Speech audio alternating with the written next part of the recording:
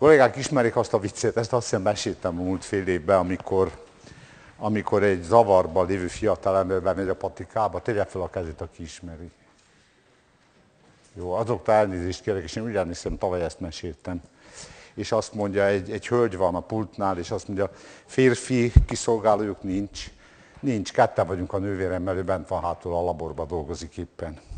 Hát nagy keservesen előjön a férfi, azt mondja, az a baj, hogy állandó merevedésem van, mit tudna ajánlani? Nem tudok. Megkérdezem a nővéremet, hátra megy a laborba, visszajön, azt mondja, 1/3 üzletrész, mobiltelefon és gépkocsi használat.